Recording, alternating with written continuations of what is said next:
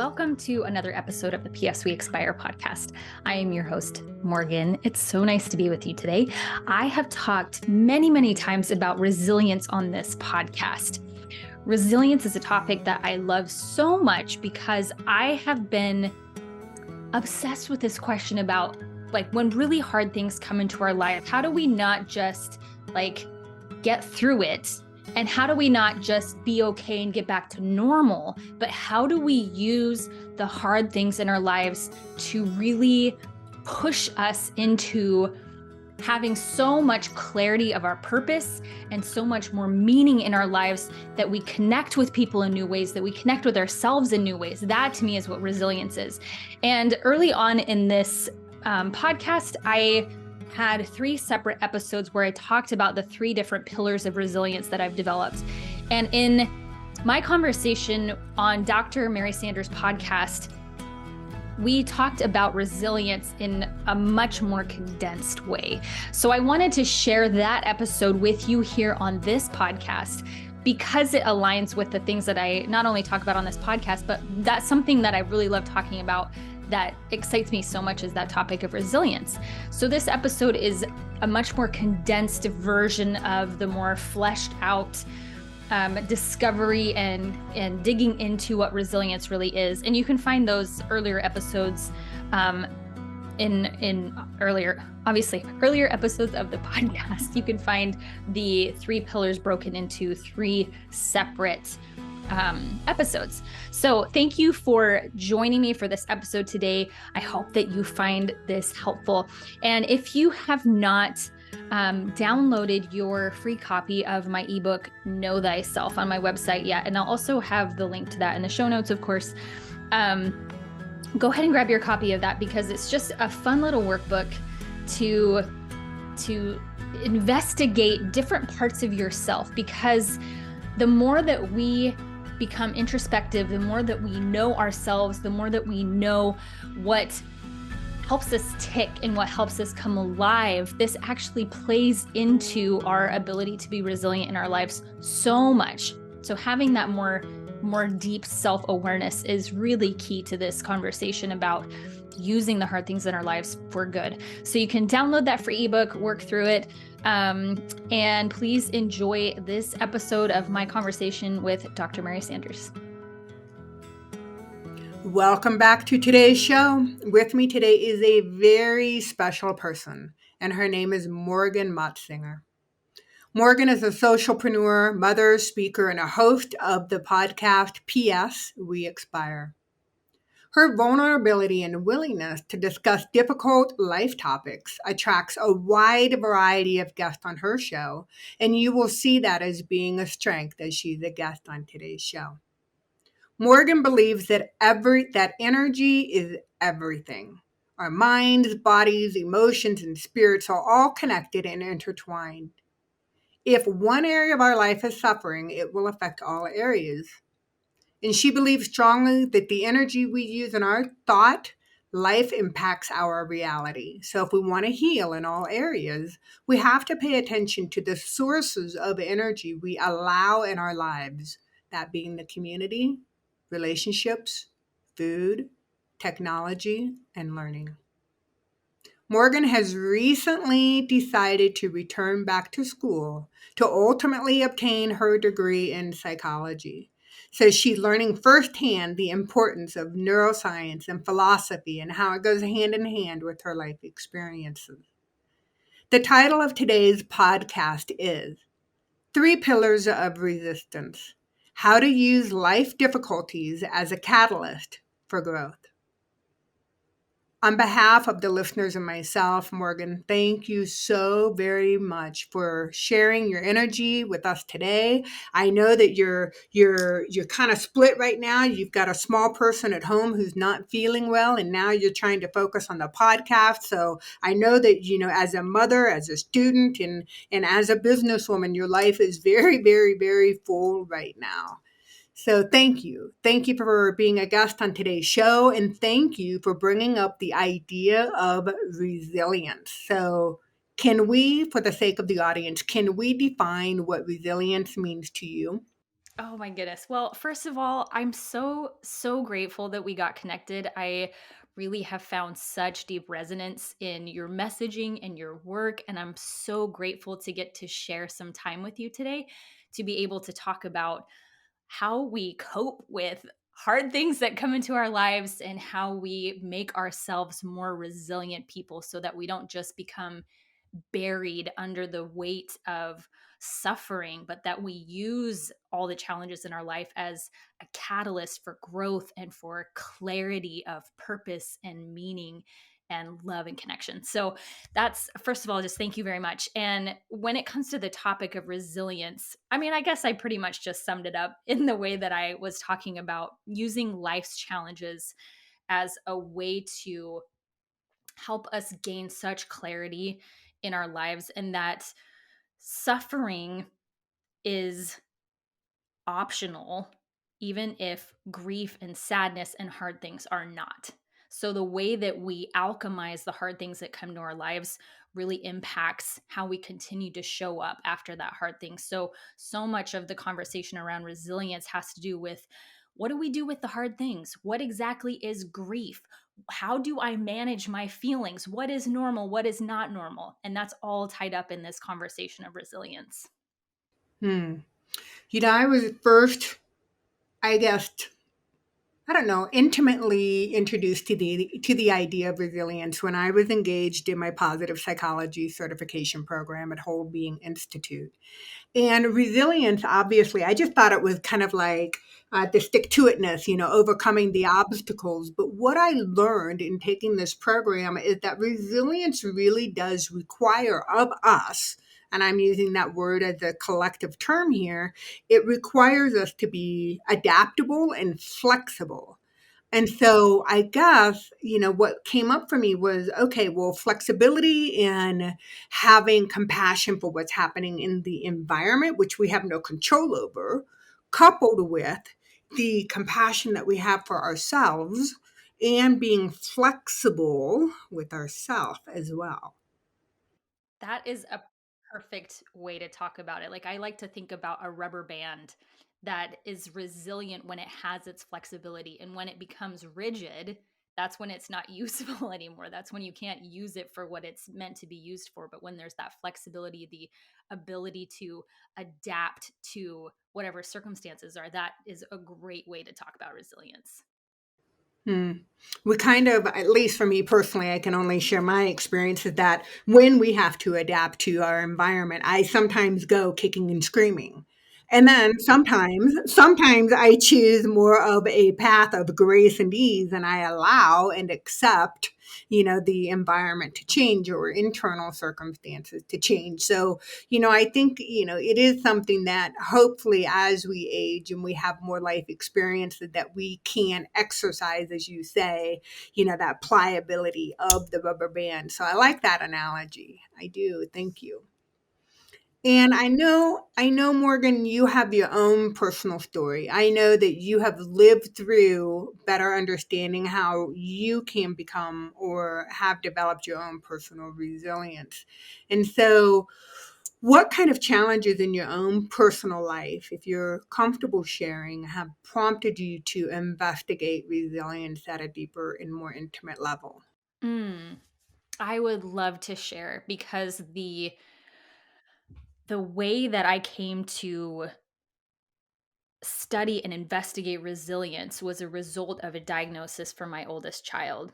So Annie was 3 years old when the doctors told us that she had a degenerative disease that would cause her to die at some point in her mid teens.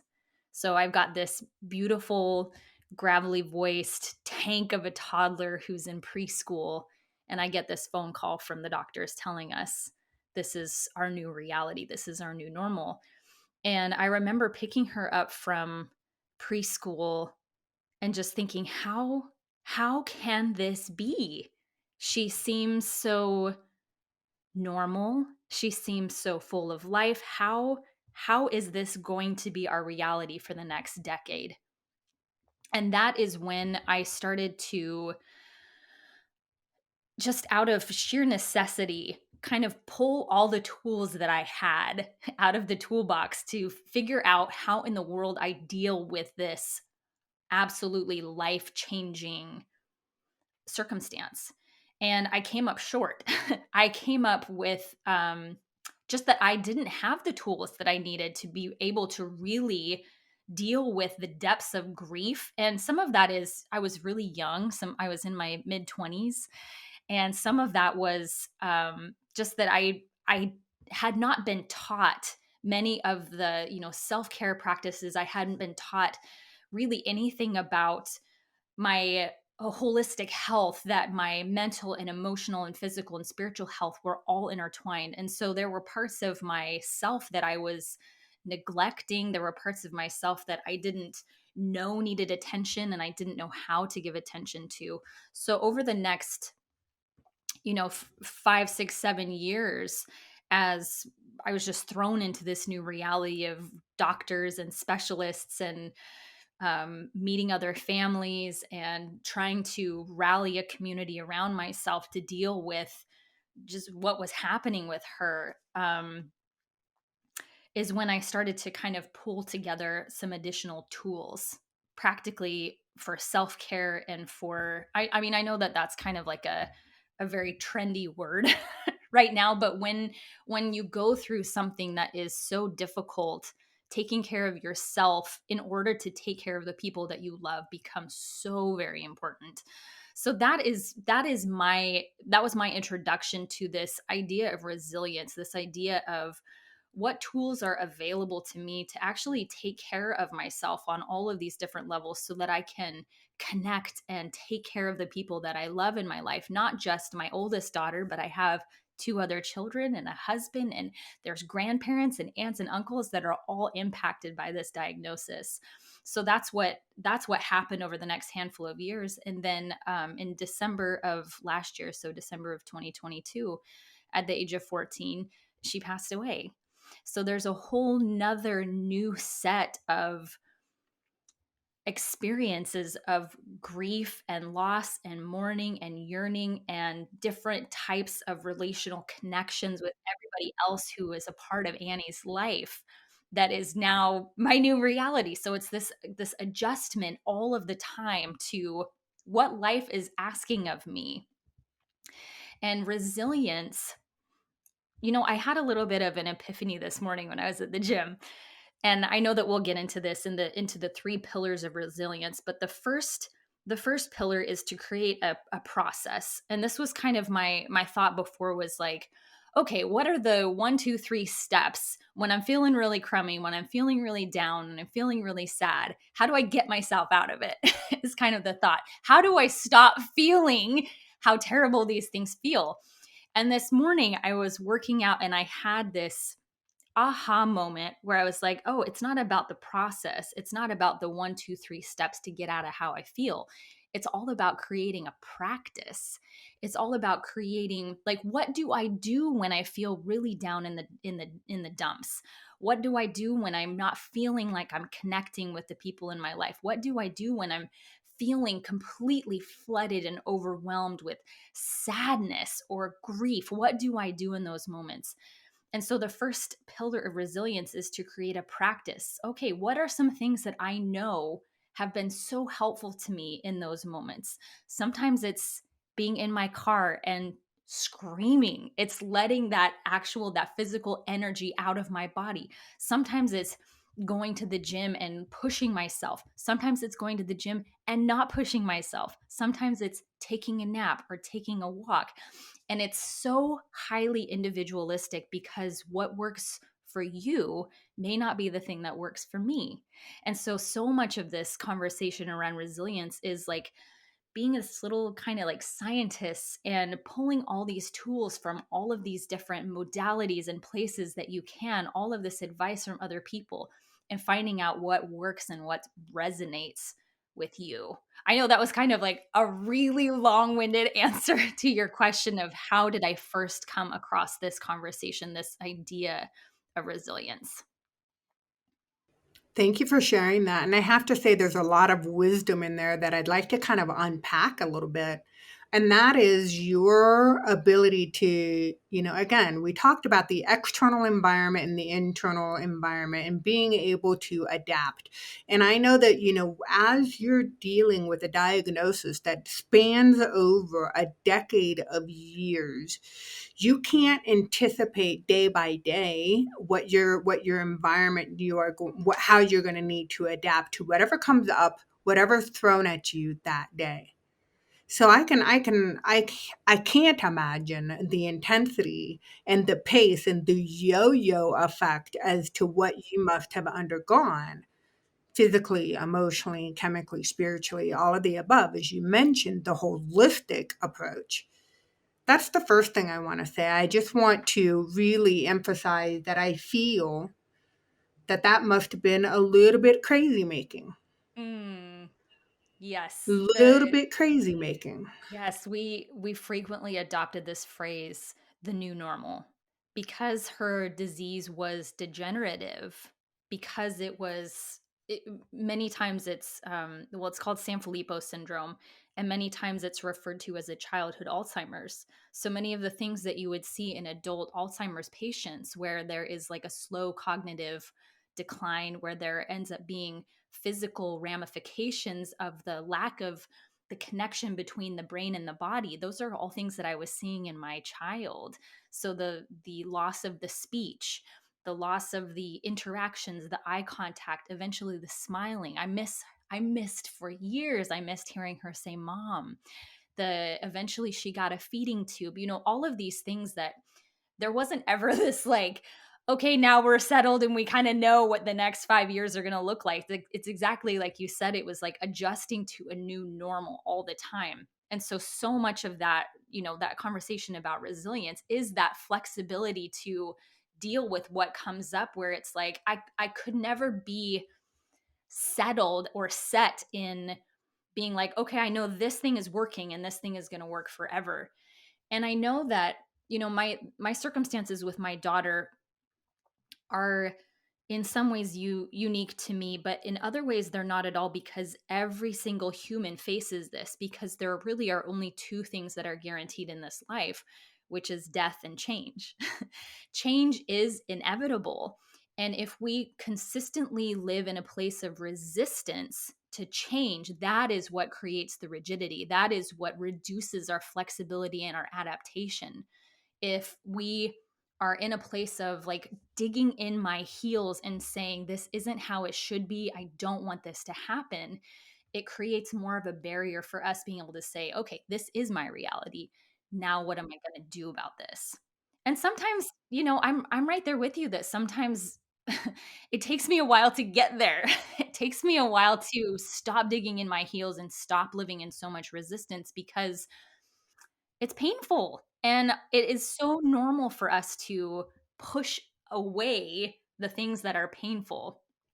But I have come to find out that the longer that I push away what is painful, the less the less human I feel, because to push away what is painful is also to push away the thing that can bring us the deepest connections, points of connection, and also the deepest points of joy, which sounds also very kind of counterintuitive, that in the depths of grief I also have found the heights of joy. And it seems like such a weird thing, but it's just one of the paradoxes of the human experience. No, I don't think that that's weird at all. I think that you're spot on. And I think that when we dig our heels in, this has been my own personal experience, that when I dig in and I'm stubborn and I say, nope, I'm not going to change, that's when I snap.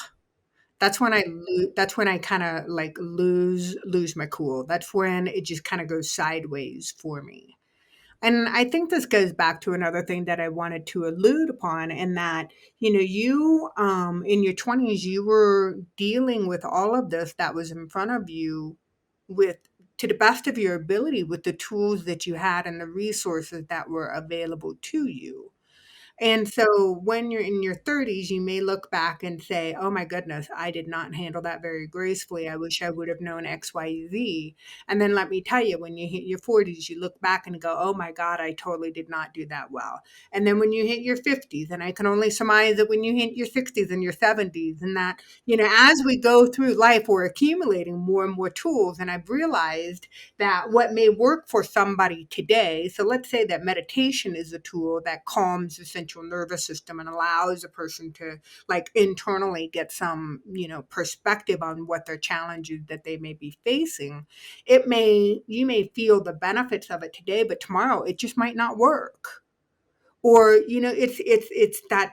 And again, I keep coming back to that word flexibility, and within that flexibility is the compassion for self. And so when you have rigidity facing your belief systems around how we're supposed to operate in today's world, and that we have to believe that we have an essence of flexibility as we present ourselves, I think that takes a lot of self love.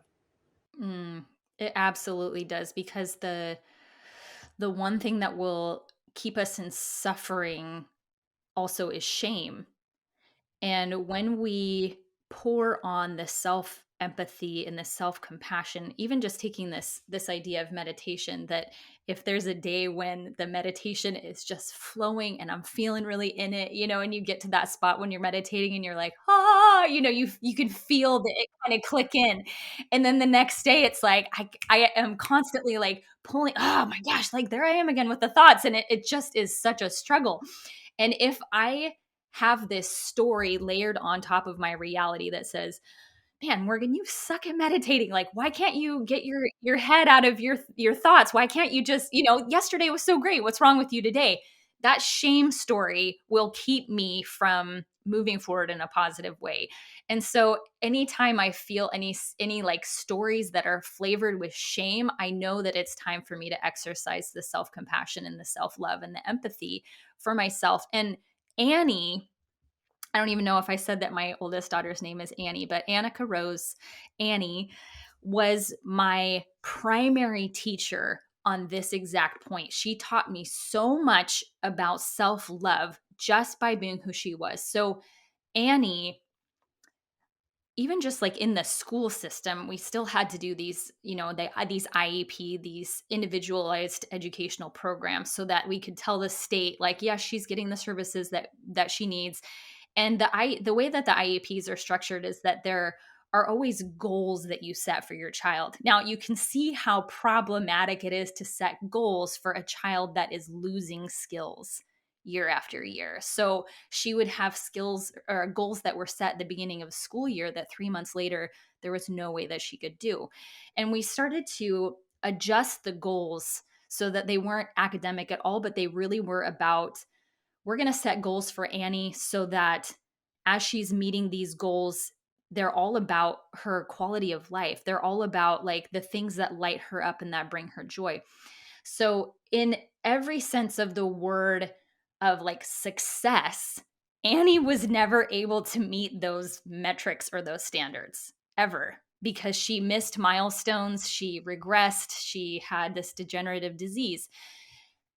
And what I recognized early on is that any label or standard of success that we could give to her was all arbitrary. Like we made that up, but at her core, apart from anything that she could ever do, she was worthy of love. She was loving. She was worthy of deep connection. She was worthy of having a life that was full of things that brought her joy. And if I'm going to have this perspective towards my child that her worth is never dependent on what she's able to do, but is on who she is, that I have to turn that same realization to myself and to everybody else to say, it doesn't matter how I quote unquote show up that day, I am still worthy.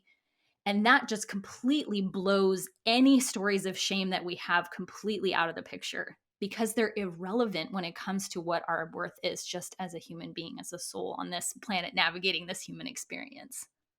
Mm-hmm. Mm-hmm. And what a blessing that Annie was able to teach you that. and to more importantly, more mirror back that for you to learn that lesson within yourself. That's a beautiful story that you just shared. I think that the listeners are soaking up the wisdom behind your personal experience. There's no doubt. So, with all this that you still know, with all the life experiences that you've had, so even today, how do you handle things that are outside of the realm of control for you? Like, I feel your heart when you talk about and share that story, but I'm like, okay, let's get down to the nitty gritty, lady. You still have stuff that shows up that you can't control. So, how are you showing up in circumstances such as those? Sometimes not well. Because there's a difference between knowledge and wisdom. So, knowledge is like, yeah, I have this head full of this understanding of like how I should behave and resilience and blah blah blah. And then knowledge that's actually applied to our circumstances is wisdom. And I will say that as I have gotten older, as I have consciously applied some of these pieces of knowledge, there has been, I would say, like a bigger gap between a circumstance and between an unhealthy response, or I guess any response at all. There's the gap widens in that there's awareness that lives there that didn't live there before. So when something comes up that frustrates me, or that, my patterning through my childhood and my adulthood, I get frustrated, I can recognize the frustration and have more of an ability now to choose how I'm going to respond to that than I did previously. Sometimes depending on what it is, that response time is much shorter, and I just have to keep coming back to myself with compassion and empathy, where I say, "Oh, okay, like I recognize I didn't handle that well, and this is what I'm going to do differently next time, or these are the practices that I'm going to put in place so that I become more aware of that next time." When it comes to how that impacts my relationship with other people, I've become much better at repairing. I've become much better at apologizing and recognizing how I contributed to the disconnection or the hurt. Or with my children, if I've snapped at them or lashed out at them, I can go back and I can tell them, hey, it's not your fault that I was mad. It's not your fault that I was frustrated. I shouldn't have responded like this, and this is how I'm going to do it differently next time. So the gap is getting wider. But I would say that the most powerful and profound shift for me is in the allowing of whatever I'm feeling to just be there. That I previously would, when something that would come up that was really uncomfortable, painful, I would just try and scramble out of it as quickly as possible. So I was very, very good at distracting myself with, scrolling on Instagram, or distracting myself by picking up a book, or distracting myself by putting something in my mouth. And I have become, definitely not perfect at this, but much better at just allowing all of that to come up. And sometimes that is a real struggle, because what comes up feels so terrible in my body. But I just have to allow it to be there. I have to allow it to move through me, because previously, when I would stuff those things down, I ended up creating some really, really painful health problems for myself, where I was dealing with anxiety and panic attacks at a level that completely flabbergasted me. And it was when I started to learn, like, oh, a lot of this is a result of me just stuffing. And like you said, that when we do that, eventually we just get to a breaking point and we snap. And that's what was happening. Hmm.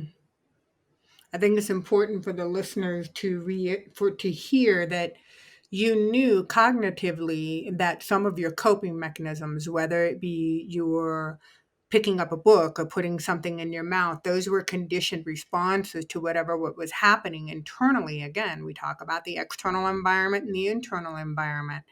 And that even though you knew you wanted to shift some of those conditions, or the conditionings or the patterns, it took time. It takes time and repetition to have a different outcome. And so you're in this phase where you're recognizing that you want to handle things or circumstances differently, but you still, you have that pregnant pause where you talk about, that gap. You now have a longer gap in which you're able to decide how you want to react. And that takes time and repetition and neuroplasticity within the brain in order to recondition your responses.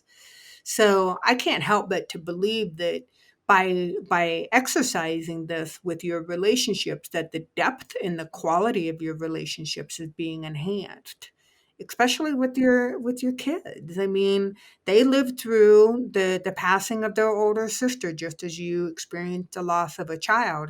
Every body, every spirit is grieving in their own way and dealing it with the best that they can with the tools and the resources that they have. So, in your darkest of times, Morgan, what helped you get through the death of your daughter?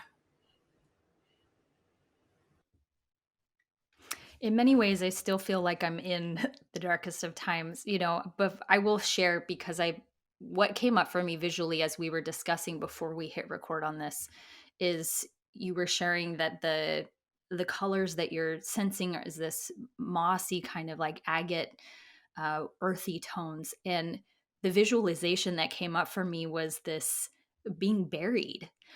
And in many ways, I feel because there was such a profound shift in my identity, a profound shift in my day to day activities, because my life really orbited around Annie and her needs, my other children as well, but because she was so dependent that everything revolved around her. And so there's this like kind of this, like I busted out of the orbit of Annie and now I'm like, what am I tethered to now? And many times I have felt a bit buried, like that I'm just this kind of seed breaking open in the dark right now and putting down some roots before at some point I'm going to pop through the soil and feel that sun again. But there are many, many days that are very, very dark and difficult. And the two things that have helped me the most are community. So reaching out to people when I feel like that, which is really, really hard for me to do. And I expect for many people who are very competent, very kind of put together, very maybe very logical, that this is a really difficult thing to do, to reach out to someone in those moments where I'm like, whew, I'm really feeling it right now. I need, and there's maybe nothing that you can do to help, but I just need to know that I'm not alone. This has made a profound impact on me. One particular day, I was working out late at night and just was overcome with so much sadness about Annie. And so I'm like trying to do this bench press and like crying and tears rolling down my face. And it kind of, it just hit me out of nowhere. I wasn't listening to anything or purposely thinking about anything that brought her to mind, but it just was like, whoa, Annie. And typically what I would do is, I would let myself feel in those moments how sad I felt. And I was like, you know what? Okay, Morgan, you know that being in this with someone else isn't just a benefit to you, but it's also a benefit to the other person and to the relationship. So I reached out to a woman that used to work with Annie and I said, I'm feeling really sad right now. I know it's super late, but can I come over and just have you tell me stories about Annie? Tell me stories that I haven't heard before so that I get to know Annie even more, even though she's not here anymore. And that was the couple of hours that I spent with her were so meaningful. They deepened our friendship and they really gave me a sense of okay, like I'm not by myself. I'm not the only one that's going through this and someone else loves me and loves Annie and is in it with me. So that's the first thing is the community piece, reaching out to people even if there's nothing that they can say that's going to make it feel better. When we know we're not alone, that is deeply profound. And the second part of that is finding ways to put myself in a position of feeling a sense of awe. So there's this phenomenon that's called the overview effect. When astronauts go to space, and they get to see the earth for the first time.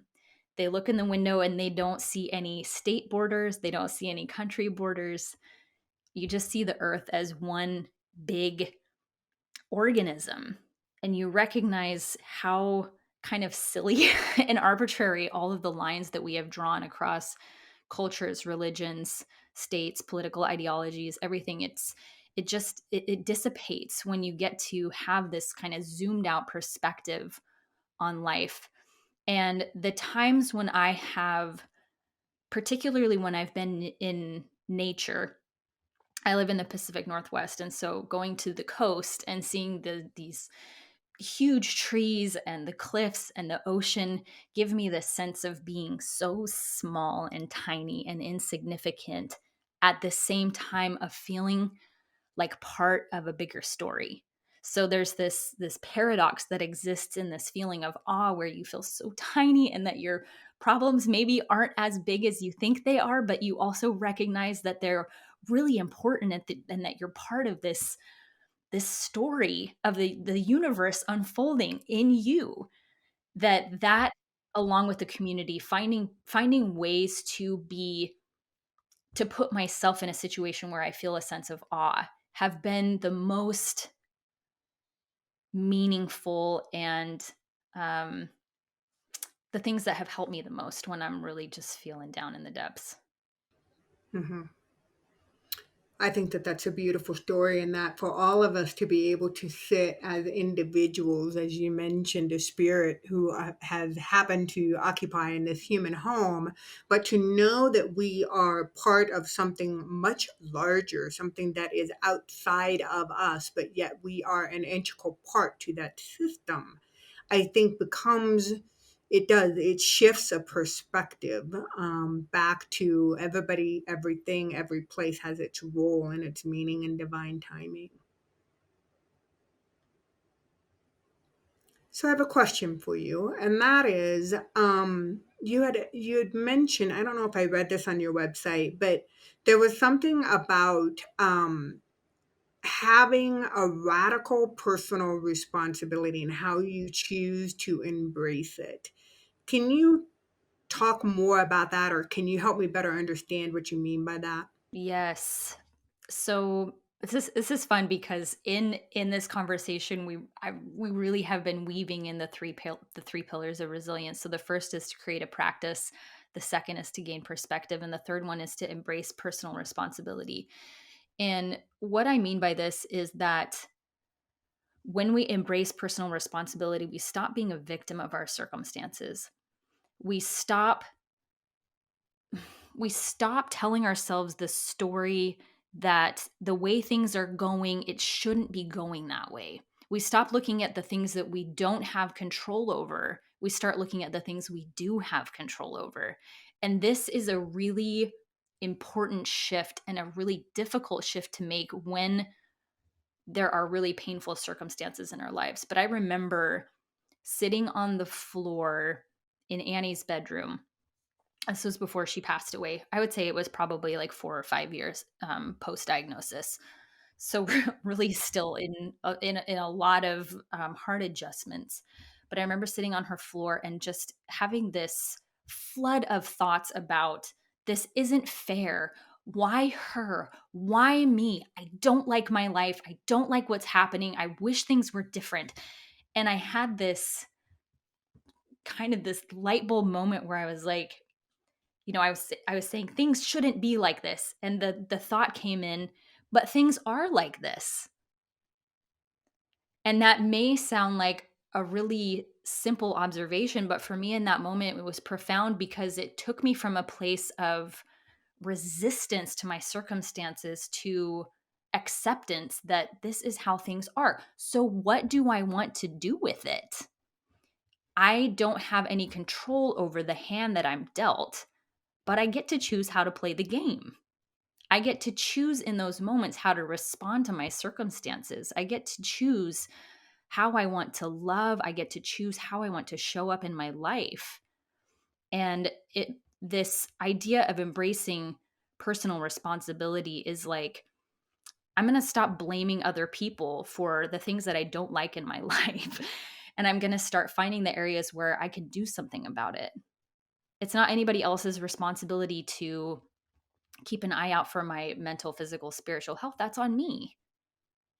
I'm not going to hold anybody else to a standard of, make me happy. I'm going to find ways that I can create my own happiness. And this isn't about pushing other people away. It's a way to invite other people along for the ride. But it's really understanding that, like, I'm the only one that is having this experience. I'm the only one that knows what this feels like. And so I'm going to be the one who's in charge of moving the pieces in my life. I'm going to be the one that's in charge of finding new tools or new modalities to help me manage this internal grief or internal chaos. It's on me. It's my job, and it's my privilege to do that. And it is a joy to do that. And I have found so much satisfaction in pursuing my curiosity as I understand how much of what's happening is my responsibility.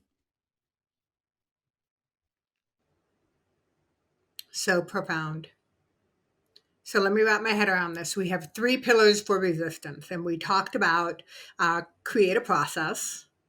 The second one, gain perspective.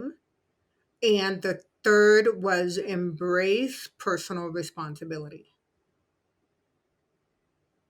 Ultimately, at the end of the day, it does come back to our ability to not to feel victimized to our circumstances. And so, your suggestions and your tips for the pillars of resilience, I think, are spot on. I really appreciate you sharing those with us today. And I know that you've learned this process as the result of your own life experiences. So I appreciate you sharing your wisdom, your heartfelt wisdom, with us today. So, share with us a little bit more. I mean, I know you've got a very full life, but how are you showing up professionally in providing services and holding space for others these days? Yeah, so oh my goodness. The truthful answer is I don't know. The practical answer is I started a podcast in January, um where I just wanted to have conversations like these. So I wanted to have a place to gain some clarity for my own thoughts, that I could flesh out some ideas that I had, that I could kind of test the waters with some new beliefs and ideas that I was developing. So the podcast is really the only, like, professional facing thing that I do right now. I previously had been offering some coaching services, particularly for entrepreneurs, which I may dip my toe back into that, but the podcast really is the only public facing thing that I'm doing right now. Um, I'm not sure what it's going to look like over the next couple of years as I just continue to work through my educational requirements.